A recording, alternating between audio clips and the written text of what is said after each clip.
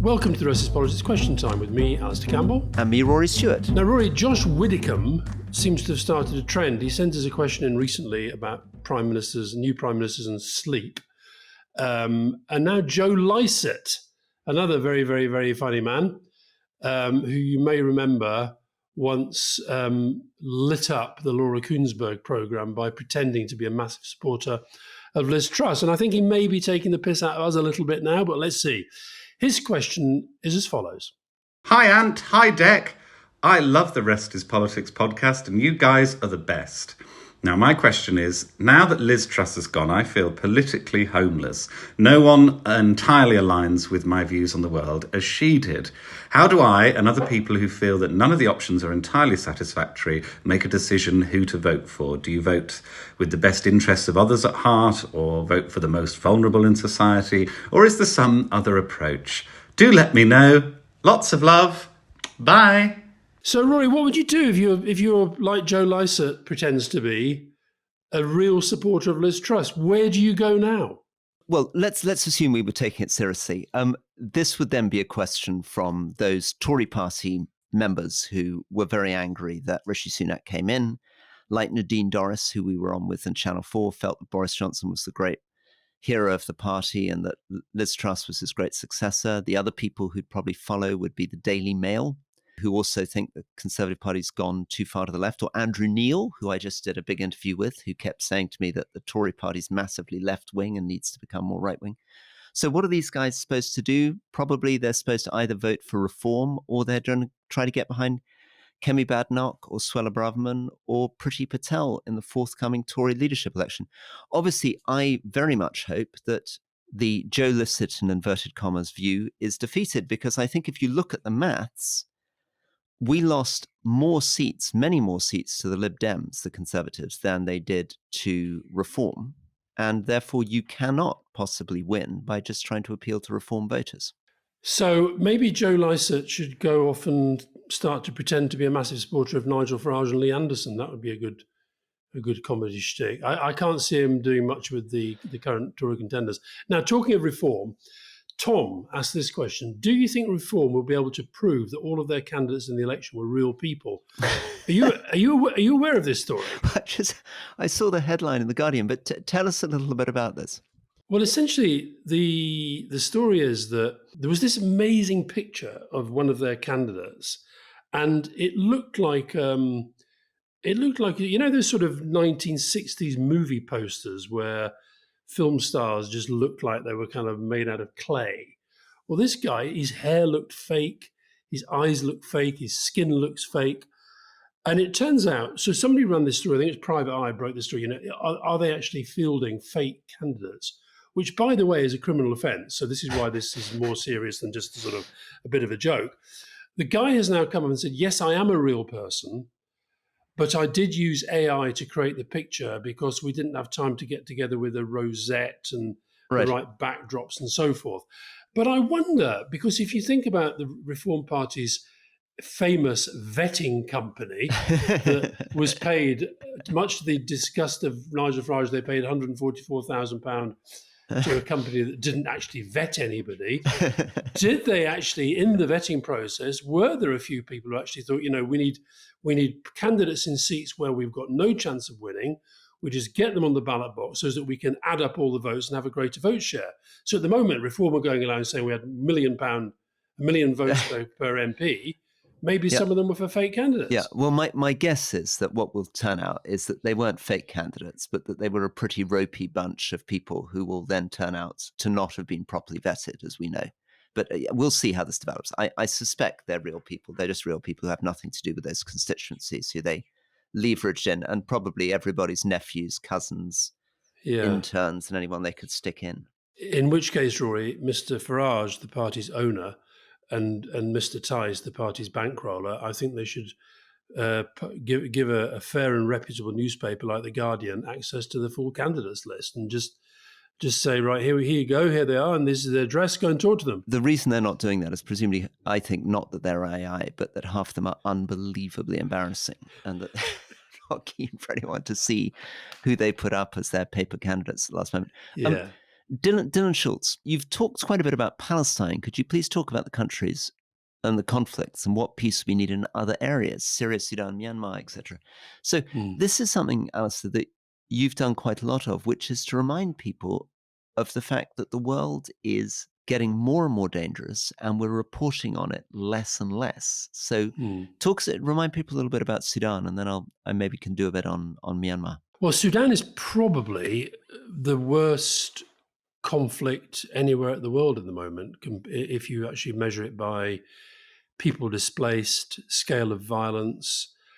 And this is we talked in some length about the issues a few weeks ago.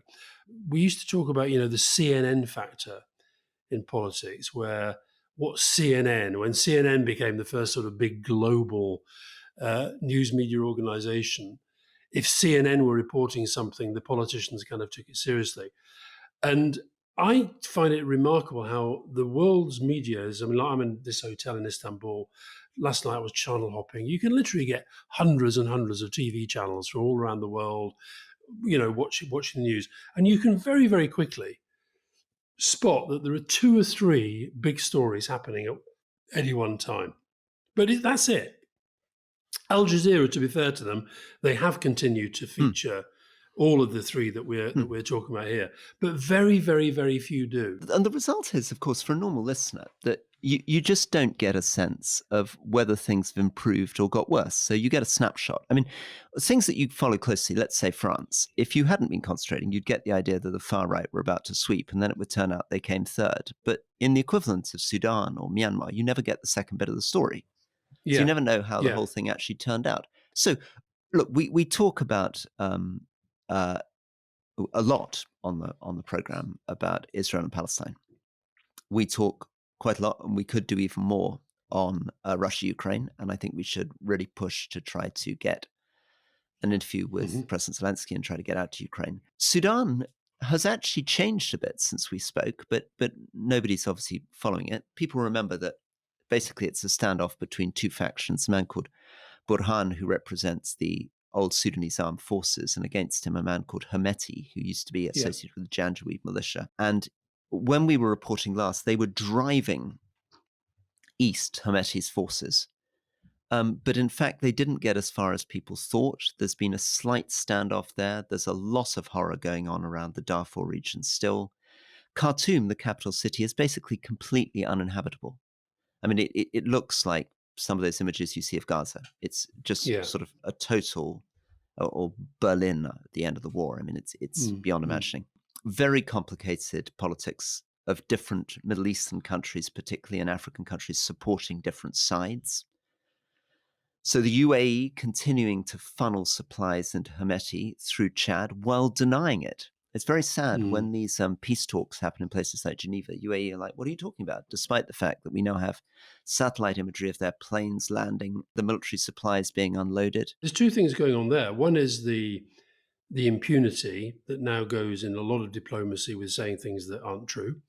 And one of the reasons for that relates to the point in the question, which is that there aren't the journalists there, either with the access or the resources or the know-how and the wherewithal to explain what's happening. While you were talking, Rory, I just put in Sudan war and clicked on news. Okay. So, and I mentioned Al Jazeera, the top story is a day old. What's Sudan like after 15 months of war, displacement and brutality? That's Al Jazeera. The next one is 2 days old from Arab News. Cairo conference urges immediate end to Sudan war. We're then into BBC. 3 weeks ago, it says, Sudan conflict, millions face starvation. CNN is the next 2 weeks ago. NBC News 3 weeks ago. Voice of America 1 week ago. And the Vatican News 4 days ago. Be interested to know when the UK papers properly report it last. And the change is very dramatic. So when I was, in places like Afghanistan, Iraq, Libya, Syria, back in the day, so we're now going back, or even Indonesia in the 90s. There was a very, very large foreign press corps who I would often see in each place. So, almost every place I turned up in, Mary Colvin would be there with her eye patch, John Lee Anderson from The New Yorker. But there would also be some very regular correspondence from the big UK newspapers, obviously the New York Times correspondents, people like Carlotta Gall. And you would, it was Anthony Lloyd, who's an amazing Times correspondent, very, very courageous. I mean, almost a recklessly courageous Times correspondent who's just got back from Afghanistan this week. But that, my goodness, is dying. And part of it is the way in which newspaper editors in the UK now use data on how much an article is shared to decide what they want to print. So we talked about this with a friend of mine who was an Africa correspondent. As soon as the editor starts looking at how much articles are read and shared, it turns out that doing reporting on what's still going on. So the question was about conflicts, and the answer is, in Africa alone, there are conflicts at the moment in the Central African Republic, in the Democratic Republic of the Congo, in South Sudan, in Sudan itself, of course, ongoing in Somalia, and ongoing conflict in a loss of the Sahel, where these military coups have happened and democratic governments have been toppled. But what he found is that if he did a report on new discoveries on Neanderthals or early hominids, suddenly, everybody wants to share stuff about early human evolution in Africa. Nobody wants to share anything on conflict in Africa. And the result is the editors just say, we'll stop giving us stories on that. We're not going to, and think about the expenses. We're not going to buy a flight for you to fly to, Eastern Congo because nobody's going to read the story. But that's why journalism has to be about, not just about profit and not just about ratings. It has to be, we have to rediscover somehow the role of it being educative and informative about things that really matter to the world. And if the whole world sort of gets to a place where we just sort of don't care about these places, I think we become less serious and we become less civilized. While you were talking there, Roy, I just had a quick look at that top story, the Al Jazeera one. What's Sudan like after 15 months of war displacement and brutality? And the figures of starvation and of death are absolutely horrific. You do. There is now this sort of hierarchy of suffering. Unless at the moment, we have Israel, Gaza, Russia, Ukraine, as you said. But and you mentioned Zelensky. Zelensky still has to fight so hard to keep the story at the front of world leaders, and of course helped by Putin, dropping bombs where we then have pictures of children being, massacred and while they're undergoing chemotherapy. Which is why communication is so important, and that's of course one of the geniuses of Zelensky. He's an extraordinary communicator and charismatic performer. But you're absolutely right. What the world chooses to pay attention to has always been very, very arbitrary. It's not that we step back and look in absolute terms at the exact numbers of people being killed or who's in poverty. It's very, very random. And this is true in so many things. I just did a British Museum debate.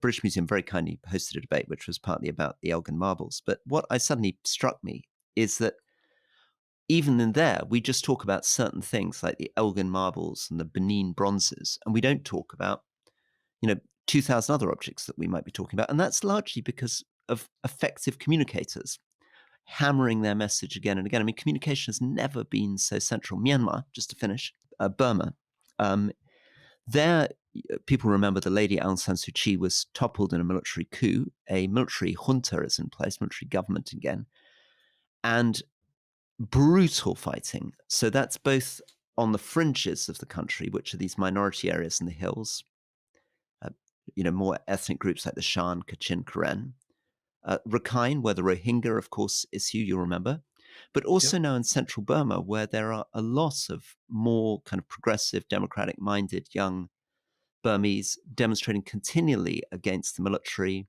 using 3D printing to make weapons. The military seems to have stabilized the area of sort of Yangon up to Naypyidaw, but it's terrifying how far Burma is going backwards and how little, the US and China, for example, are really doing to stabilize that situation. And that's why we need an American president who can communicate, because it's not just about, this is the problem with Biden. It's not just about running things day to day, having a good team. It's about having the charisma and the communication skills if you're going to get involved in peace work. Over to you. Well, let's stay abroad. Carmaf Taylor, South African election impact. And this is a good example where we talked a lot about the election as it was happening, But the question is, what has been the impact of the recent South Africa election? Because we haven't sort of revisited that. I mean, it has been very interesting. We said at the time, it's first time ever that the ANC have not won a kind of, an overall majority.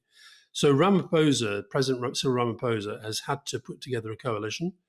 He's unveiled a cabinet of 32, Yep. which is pretty large for a cabinet. The ANC have got 20 positions, Yep. and the Democratic Alliance, which is which came second in the election, they have got 6. Their leader was appointed as Agriculture Minister. Yeah. The leaders of 4 other parties were also named ministers. So this is a totally different way of governing South Africa. And it'd be very, very, very interesting to see how it works. Yeah, and to take a step back, we were pretty gloomy about the South African election, and actually this is the better result than people thought. So people assumed that what he would do is try to reunite the ANC, which would mean reaching out to pretty far left groups and also reaching out to Jacob Zuma, his former rival. And it seemed unlikely that he would reach out to the DA, which is a sort of more centre-right, progressive, free market party, which the traditional ANC has often characterised as a white party. Actually, not totally fairly. I mean, it does have a lot of white voters and white representatives, but it's also got a lot of black voters. But the assumption was political reality would mean that he would end up going to a less and less realistic, more nationalist, populist position.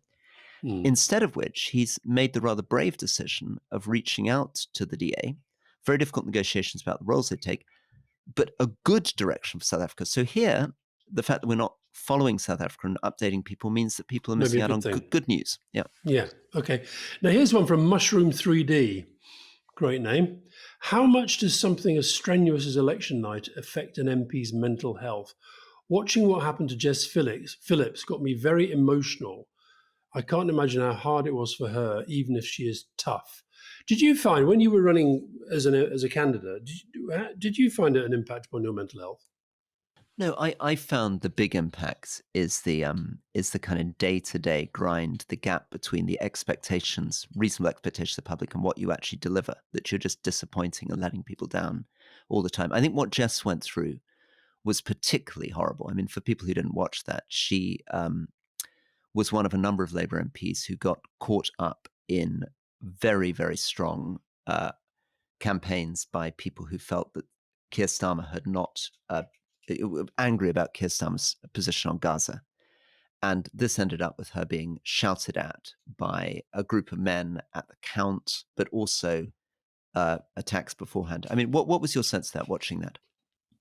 I thought she was very emotional. I mean, look, Jess kind of wears her heart on her sleeve. She's a very emotional person. And I think she's you talked earlier about charisma in communication. Jess is a terrific communicator. And this was the whole Galloway Workers' Party lot who were just vile to her staff, vile to the people campaigning for her. These are the same people that in Batley and Spen, when Joe Cox's sister, Kim Ledbetter, was standing to replace Joe Cox, the Galloway's mob were up there. Do you remember the time when when Kim was sort of, forced to sort of take refuge away from them? There's some really horrible stuff going on, and I thought it was interesting on the night how many people I think were touched by Jess Phillips' speech. But then there was this discussion about there should be some sort of, and by the way, I know that Lindsay Hoyle, the speaker, is kind of obsessed about this issue of MP safety. There was another candidate who became an MP who reported that, the day after he'd been elected, his home had been smashed up with a sledgehammer.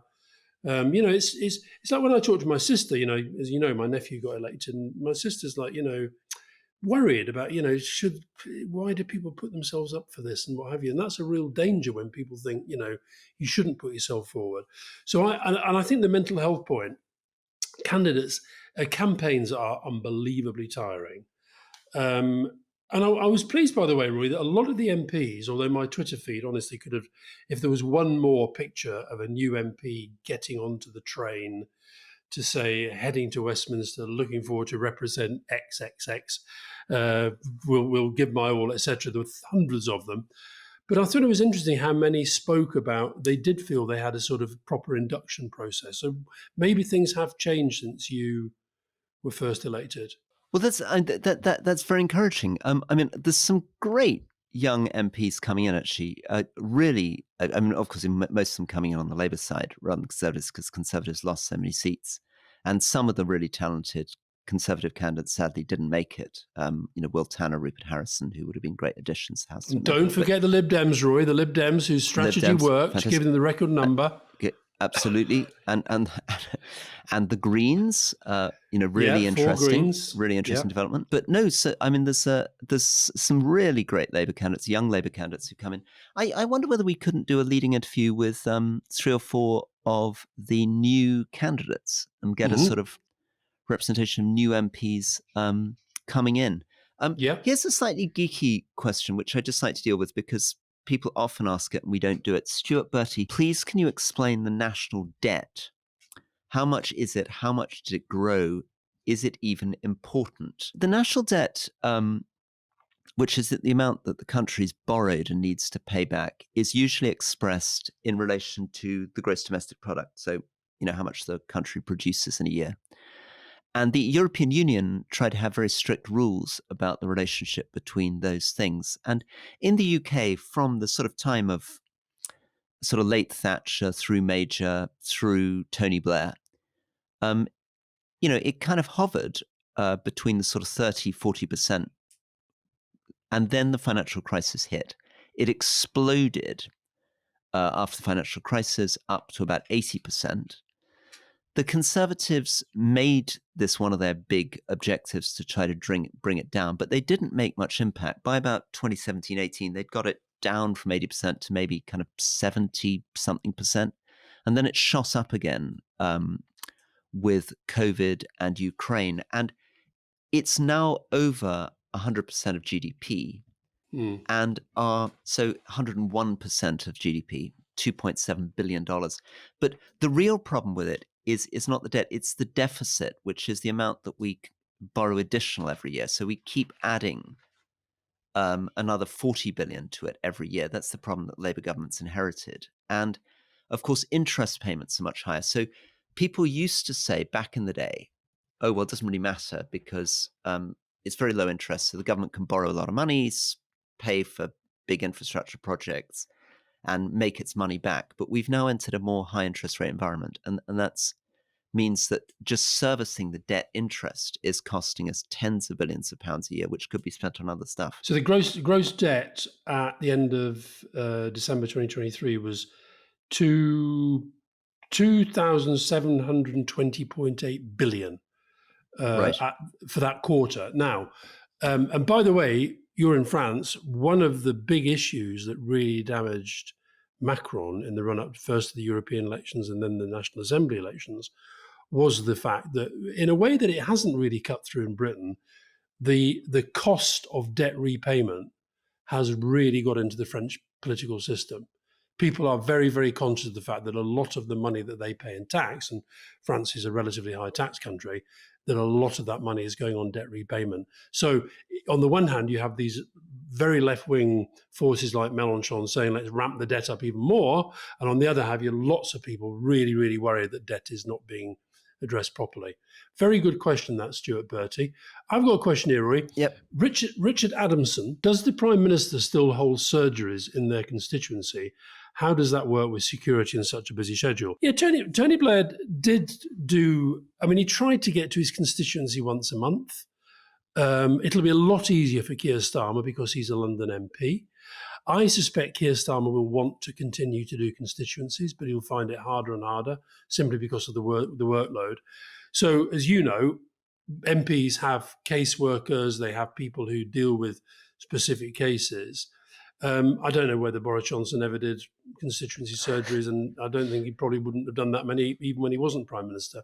But yeah, my bet is that Keir Starmer will want to. The person who was really incredibly assiduous on this was Theresa May, who, as you can imagine, put constituency absolutely front and forward and continued to do really serious constituency surgeries all the way through. Just a little tribute to her because she's now stepping down. I was really struck during the election campaign while I was supporting more moderate Conservatives. She was actually out there. I mean, Knocking pounding on the streets of doors. Cheltenham, knocking on doors, putting I leaflets know. through doors. Former Prime Minister stepping down, no reason to do that, no incentive for her. Just still believing in the system, still fighting for the side of the Conservative Party she believed in. Somebody posted the video of her ringing on, with those doorbell video things, and Yep. she rang on the bell and said, "Oh, hello, it's Theresa May. I'm campaigning for the local Conservative Party candidate. I'm popping a leaflet through your letterbox, and I hope you'll give your support to the Conservative." There was obviously nobody in, so they posted. Anyway, it was sort of pretty remarkable. I can't think of that many prime ministers who'd still be door knocking. No, but there's another one here related. Carl Lake. If Keir Starmer had lost his seat at this election, what would have happened? It's a good question because it's a difficult one to handle, because traditionally now our prime ministers come from the House of Commons. I mean, obviously back in the day, Lord Salisbury sat in the House of Lords, but that's the 19th century. Yeah. So normally, I guess what you would have had to do is get a Labour MP in a very safe Labour seat to agree to step down and for Starmer to run in that seat. Is that right? Yeah, but then, let's take some. You would have said, let's say Wes Streeting had been leader of the Labour Party. Yeah. Right. And he only won by 500 votes. Exactly, in what people thought was a safe seat. Jonathan Ashworth probably thought he was in a relatively safe seat. So, I guess the technical answer to the question is, I don't think Keir could have become the king. Has to ask the leader of the party which can form a majority in the House of Commons to form a government. Does that person have to be part of that majority in the House of Commons? I think they probably do. It's a constitutional crisis because there are ways around it. I mean, you could immediately pop Keir Starmer into the House of Lords and have him be Prime Minister from the House of Lords and then resign from the House of Lords to run for the House of Commons. But I think basically you're right. In practice, he couldn't be Prime Minister, however cunning the lawyers and constitutional people tried to be. In which case, the great Angela Rayner, who incidentally, listen, I've just been re-listening on Leading. Unbelievable. If people want to understand the new Labour cabinet, Angela Rayner, I mean, she is so frank, funny, brave, self-reflective. I mean, she's had a life beyond. I mean, it's listening to it again to be reminded what she went through in her life, how frank she is about. She just says, I said, "What's your mother do?" She said, "My mother didn't do anything." What did her parents do? They didn't do anything. I never learned to hug anyone because my mother wasn't interested in the kids, and I still feel jealous of people who can hug people. But she's just there's nothing pompous about her. It doesn't feel like a backstory that she's using for political purposes. It's just a totally, and she's so brutally self-reflective and so forgiving. So forgiving of her mother, her father, the whole context. Amazing. No, I agree. I think it was one of our, without doubt, one of the best interviews we've done. But, because of her, it wasn't because we were necessarily asking great questions. I just think she just is an extraordinary person. I felt very moved watching her walk up Downing Street, and also those videos of all the new ministers being welcomed into departments and so forth. This is the most state-educated cabinet in our history. There is only one member of that cabinet who went to a private school. Who's that? Louise Haigh, I think it is. Right. And you've even got a situation. You've got two members of the cabinet from Sunderland, Jonathan Reynolds and Bridget Phillips, and you've got two members of the cabinet who went to the same school, the same state school, Lisa and Andy and Lucy Powell. Amazing. So that I think that sort of stuff does matter. I think it does. It means that we're looking at people who look more like us, sound more like us. But I agree with you. I honestly do. We've done a lot of leading interviews, but if people want to, the ones that we've done we've did Keir Starmer quite a long time ago now, Angela Rayner, Wes Streeting, Bridget Phillips and Rachel Reeves, and obviously we want to do more in the future. But I agree with you. I thought that interview with Angela Rayner was, and it's amazing how many people I've met who have said to me that interview transformed their view of her. Yeah, it is interesting. And I also think that some of the rest of the Labour cabinet could learn from that. I mean, they could learn to talk more naturally and with more self-reflection and humour and honesty rather than, I mean, there's a stiffness about quite a lot of the other interviews we've done where they have very powerful backstories, but they're not beginning to open up and be honest and thoughtful about them in the way that Angela Rayner is. Yeah.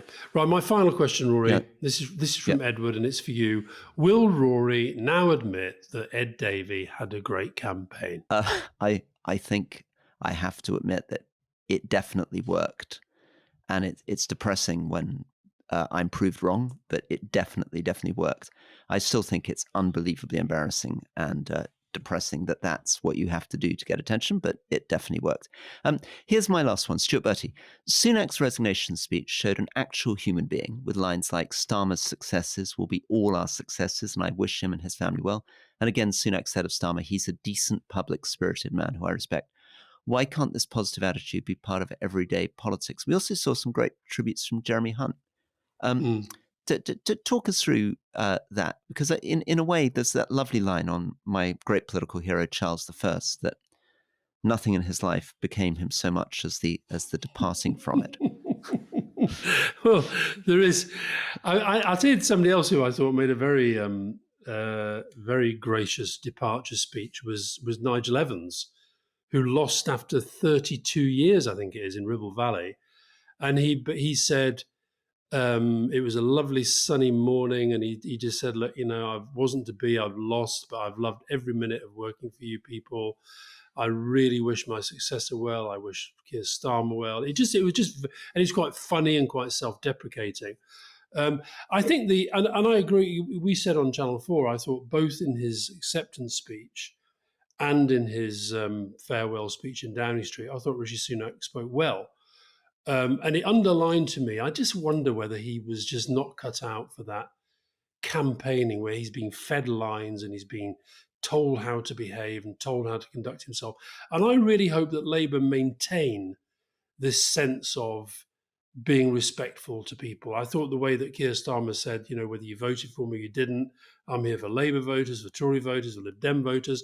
Like I said, the first thing he did when we said in the main podcast, one of the first things he did, get on a plane, go to Scotland, Wales and Northern Ireland and meet the First Ministers, show respect to the office. And I thought a very interesting answer at his press conference, Ray, I don't know if you caught his press conference at the weekend, was when somebody said quite jokingly, are you getting used to being called Prime Minister?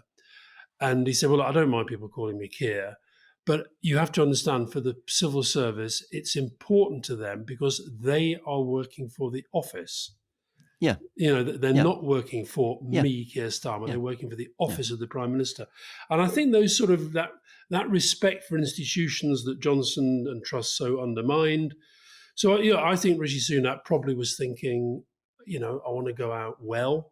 But I think the way that he spoke meant that on the day he did. I think he did. And it was so encouraging for people, particularly in the light of how divisive politics have been and how badly, in America, obviously, Trump took his defeat, how easy and gracious the transition was.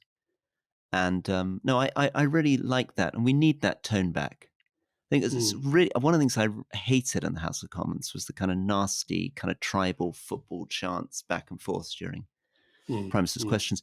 Labour has got a honeymoon. It's got a real opportunity to reassure floating voters like myself and make us feel that this is a party that actually cares about the whole country, understands about the whole country. And there'll be many different bits of the country that will want to be reassured. Business will want to be reassured. Farmers will want to be reassured. Rural areas want to be reassured. The military will want to be reassured. The police will want to be reassured. So having a narrative that keeps on saying, not just from Keir Starmer, but from the rest of the cabinet, we're very proud to come from very different backgrounds, but actually we're rooting for everybody, regardless of what background you come from. I think it's going to be important. Good. See you soon. See you soon. Thank you, Alastair. Bye-bye. Bye-bye.